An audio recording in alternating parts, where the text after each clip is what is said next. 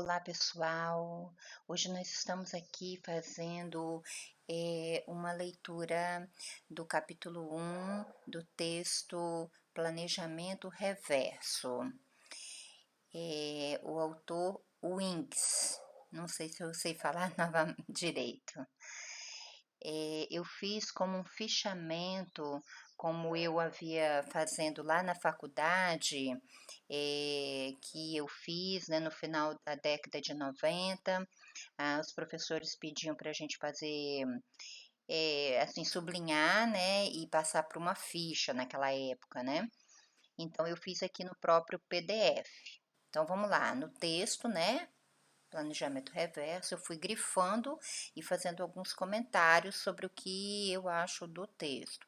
Então, ele começa assim: professores são planejadores. Então, a primeira coisa, não é pensar que você vai para uma sala de aula e simplesmente baixa aí uma folhinha de atividade. Gostei dessa, tem umas continhas, tem um arme e efetue. Aí vamos lá que eu vou passar para os alunos, né? Assim, não. Então, professores são planejadores. Então, acho que é uma das primeiras funções aí que a gente tem que considerar. Aí eu fiz abaixo aqui um comentário que ele, no segundo parágrafo, coloca que, assim como algumas outras profissões, como arquitetura, engenharia, artes gráficas, eles têm os clientes e que nós também temos os nossos alunos como os principais clientes. Aí eu me oponho, coloco, não considero alunos como clientes, por favor, né? Paulo Freire tá revirando lá no túmulo. Não, não, não considero, sinceramente, não, não, não. Aí aqui, no outro parágrafo, ele coloca, né, que nós somos guiados por orientações curriculares nacionais, estaduais, municipais e institucionais. Aí eu coloco aqui, ó, mas é necessário ter foco às regionalidades e características de cada lugar, né? Então, por favor, não vamos falar de Mato Grosso, sendo que nós estamos aqui no Espírito Santo, né? Então, aqui eu grifei novamente, mais abaixo, tem um ditado, né, popular: se você não sabe exatamente para onde está indo, qualquer estrada o levará até lá, né? Mais ou menos assim, né? Tirando lá de Alice no País das Maravilhas, né?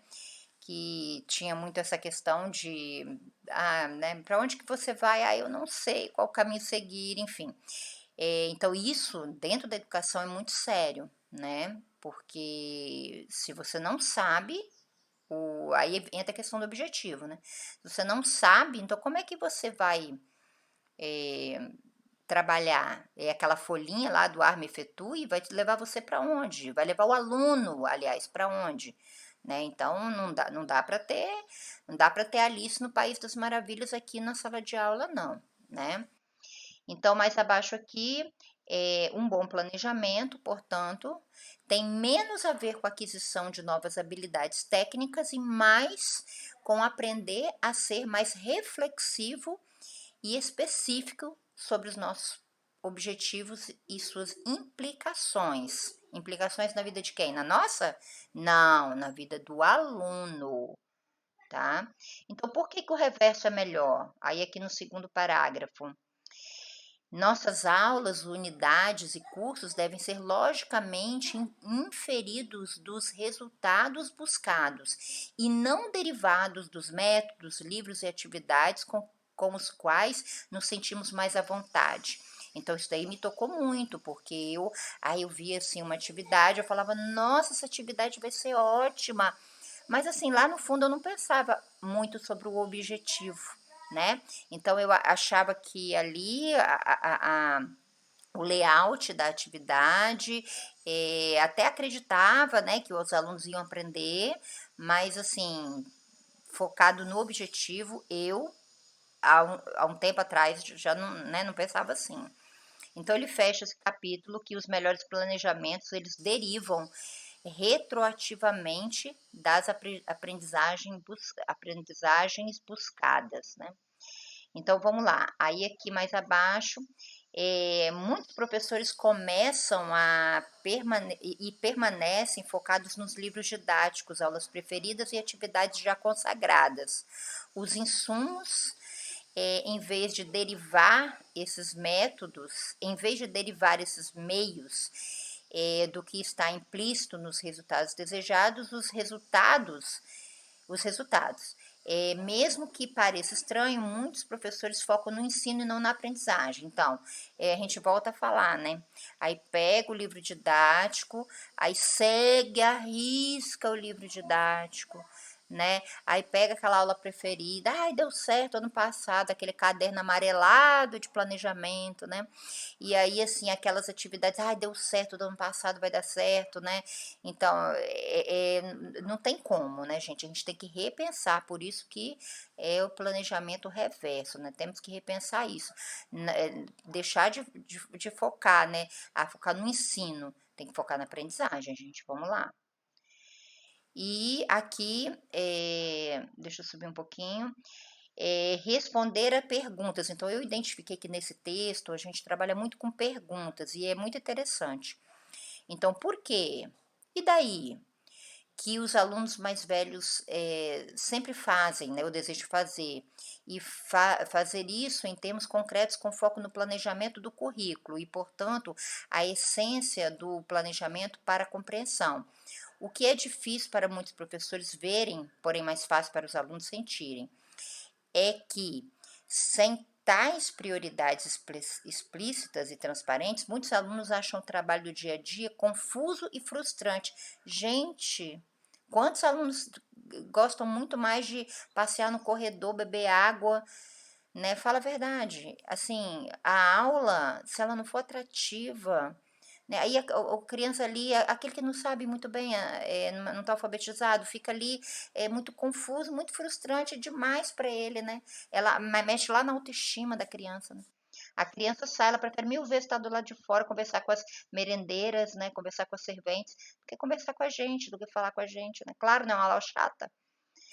Então, aqui, os pecados capitais do planejamento tradicional. Então, o erro do planejamento orientado para a atividade deve ser chamado de mão na massa sem usar a cabeça.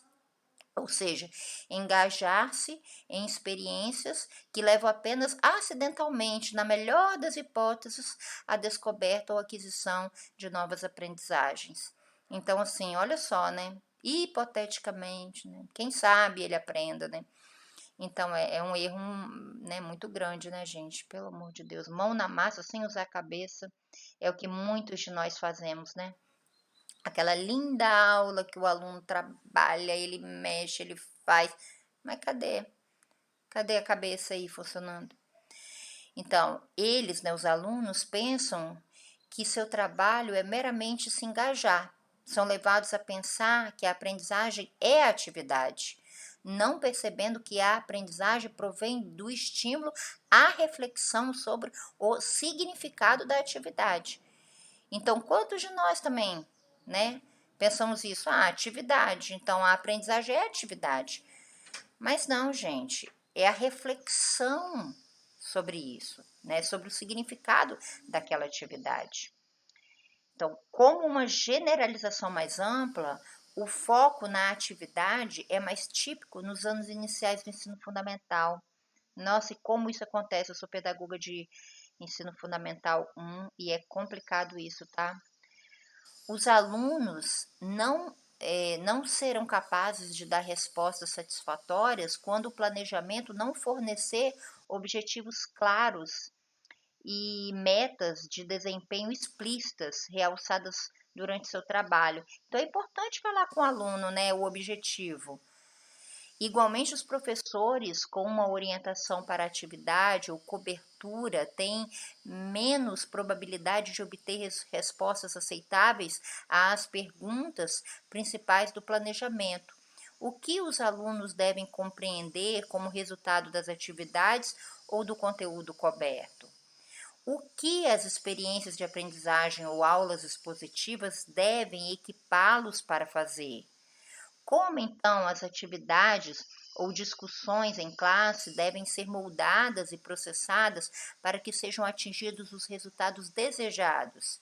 Quais seriam as evidências de que os alunos estão caminhando para alcançar as habilidades e descobertas desejadas? Como então todas as atividades e recursos devem ser escolhidos e usados para garantir que os objetivos de aprendizagem sejam alcançados e as evidências mais apropriadas sejam produzidas? Como, em outras palavras, os alunos serão ajudados pelo planejamento a ser a, a ver ajudados pelo planejamento a ver o propósito da atividade ou do recurso e sua utilidade para alcançar os objetivos específicos de desempenho. Eu grifei todas essas perguntas porque eu quero que elas permeiem o meu trabalho a partir de agora, tá? Então, por isso que eu fiz questão de fazer a leitura. A mudança, portanto, vai muito além de começar com perguntas como: que livro vamos ler? Ou que atividades iremos fazer? Muito comum, né? Ao ensinar para a compreensão, precisamos entender a ideia-chave de que nós somos treinadores da habilidade dos alunos para jogarem o jogo de performar o conhecimento com compreensão e não contadores de nossa compreensão para os alunos que ficam nas laterais do campo. Gente, é importante, eu acho, claro, colocar nossas posições. Por exemplo, eu sou vegetariana e durante, né, os anos de 2018 e 2019 eu trabalhei e a minha postura era essa, né? Eu até falava assim na sala: o boi vale mais que a floresta? Dentro, né, lá a gente estava estudando ciências, geografia, e aí eu falava, perguntava e os alunos falavam, não. Aí no meio de uma aula tranquila eu gritava, o boi vale mais que a floresta. Aí os meninos falavam, não. Aí eu falava, não ouvi, eu quero ouvir. Então era uma brincadeira que eu fazia com eles.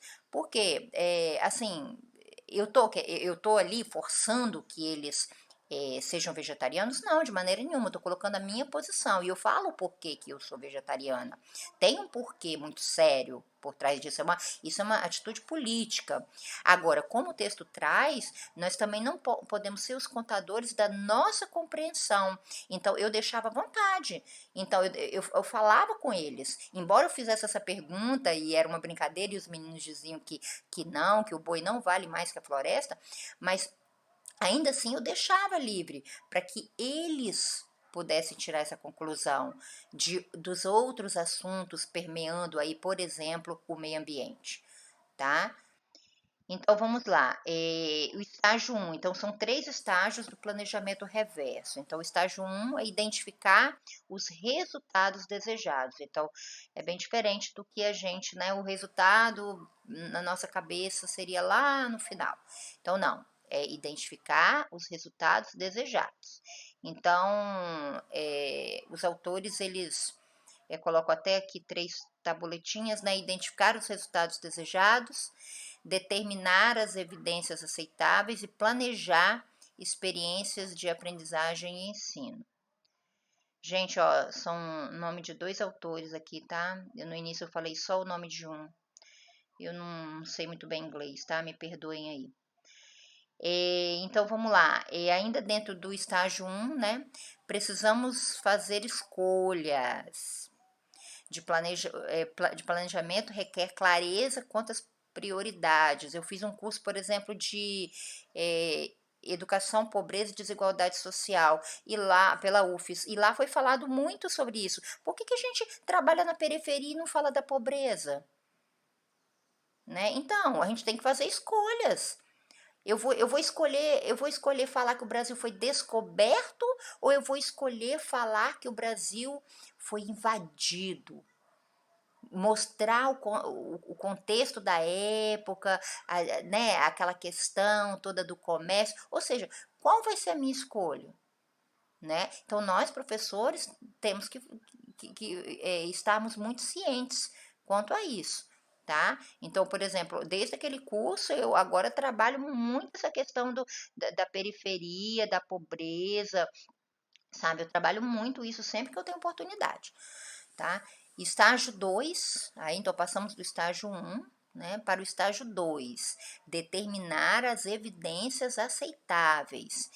Então, quais são as evidências aceitáveis? Então, a orientação do planejamento reverso sugere que pensemos sobre uma unidade ou curso em termos de evidências de aprendizagem colhidas na avaliação, necessárias para documentar e avaliar que a aprendizagem desejada foi atingida, não simplesmente como um conteúdo a ser coberto ou como uma série de atividades de aprendizagem. Nós temos que pensar como um avaliador, né, gente? Então, é isso daí que está falando o estágio 2, né? Então, pensemos sobre em que termos das evidências de aprendizagem colhidas na avaliação são necessários para documentar e avaliar, né? Então, o estágio 3, planejar experiências de aprendizagem e instrução. Então, agora é hora de refletir sobre as atividades de ensino mais adequadas. Então, assim, eu adoro essa parte, né?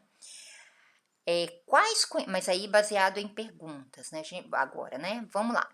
Quais conhecimentos, fatos, conceitos, princípios e habilidades, processos, procedimentos, estratégias estruturantes os alunos precisarão para ter um desempenho efetivo e atingir os resultados desejados? Quais atividades irão equipar os alunos com o conhecimento e as habilidades necessárias? O que será ensinado e qual a melhor maneira de ensinar à luz dos objetivos de desempenho? Que materiais e recursos são mais adequados para atingir esses objetivos? Então, eu volto a falar, né? Esse texto está muito permeado de perguntas e elas são muito, muito interessantes e eu acho que a gente tem que trazer para o nosso mundo. Aí, continuando aí, no estágio 3, ter um objetivo claro ajuda a focar nosso planejamento e guiar a ação intencional na direção dos resultados pretendidos. Então, o objetivo é a palavra-chave aí, né? O planejamento reverso pode ser pensado, em outras palavras, como uma análise intencional da tarefa, considerando uma tarefa importante a ser cumprida, como melhor equipamos a todos. Ou podemos pensar nela como a construção de um itinerário inteligente usando um mapa, considerando-se o destino, qual a rota mais efetiva e eficiente. Então, nós temos que fazer escolhas. O que os aprendizes precisam dominar para que desempenhem perfeitamente? Estão prontos para desempenhar com compreensão, conhecimento e competência por conta própria? Esse seria, né, o grande objetivo, né? Autonomia, né? Os planejadores precisam começar a pensar na avaliação antes de decidir o que e como irão ensinar, em vez de criar avaliações quase na conclusão de uma unidade de estudo. Eu fazia muito isso, tá, gente? Eu fazia minha avaliação para o final, né? Eu aí revia tudo aquilo que eu tinha trabalhado, pontuava aquilo que eu considerava mais importante e jogava para uma avaliação escrita, obviamente, né? Como sempre. Então, fazia muito isso. Então, o planejamento reverso requer que tornemos nossas metas ou padrões mais específicos e concretos em termos das evidências de aprendizagem, como começamos a planejar uma unidade ou curso. Então, é para pensar mesmo, gente, é para repensar e pensar novamente, enfim.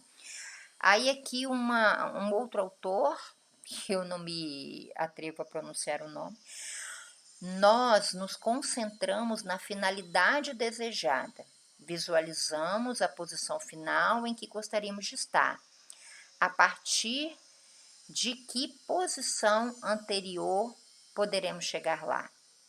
Então, mais uma pergunta a ser considerada. Aqui, uma frasezinha solta aqui, mas que eu achei importante. Engajamento é necessário, mas não suficiente como um resultado, né? Aquela coisa do engajamento. Então, o aluno acha, eu estou engajado, tá tudo bem, o meu aprendizado é esse. Não, o engajamento é importante, mas ele não é suficiente, não, né? O resultado aí depende aí do grande objetivo que a gente faz, que é lá no início que a gente faz, né? E o livro didático, gente, recurso, dá só um recurso. A gente não pode pegar o livro didático, principalmente se a gente tem, dentro da prefeitura, principalmente a gente né, a gente tem esse direito, né, vamos dizer assim, nos é dado a opção de trabalhar as unidades, assim, não da 1 para 10, por exemplo. A gente pode escolher, né, a gente pode ir, voltar, muitas vezes não trabalhar determinada página, atividade, enfim, eu acho que a gente pode fazer o melhor com o livro didático e que ele seja apenas um recurso. Bom, eu vou fazer até aqui, tá? Até a página 9 e no próximo vídeo eu faço as outras páginas, ok?